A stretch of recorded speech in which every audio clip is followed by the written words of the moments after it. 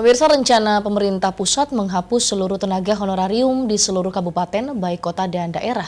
Ditanggapi anggota DPRD Makassar Komisi D bidang pendidikan sosial, legislator dari fraksi PDIP ini menilai kebijakan tersebut masih perlu dipertimbangkan bahkan direvisi ulang.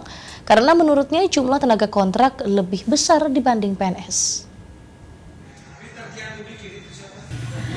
Komisi D Bidang Pendidikan dan Sosial DPRD Kota Makassar meminta pemerintah pusat mempertimbangkan kebijakan penghapusan tenaga honorarium di kabupaten dan kota se-Indonesia. Anggota Dewan Makassar fraksi PDIP Al-Hidayat Syamsu mengatakan pemerintah pusat perlu mengkaji lebih dalam rencana penghapusan karena tentu dampak dari kebijakan tersebut sangat besar, apalagi di bidang pendidikan. Menurut Hidayat, tenaga honorer atau tenaga kontrak khususnya di dunia pendidikan seperti guru berstatus kontrak lebih besar pengaruhnya dibanding guru PNS. Politisi PDIP tersebut menganggap di Sulawesi Selatan sendiri masih sangat minim tenaga guru yang berstatus PNS dan keberadaan tenaga honorer sangat membantu.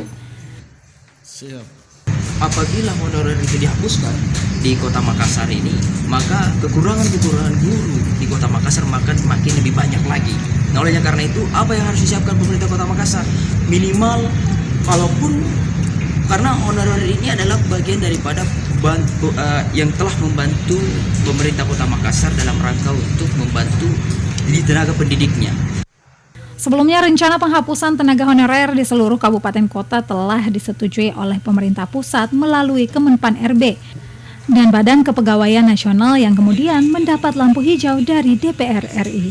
Dian Cahyadi, Selebes TV.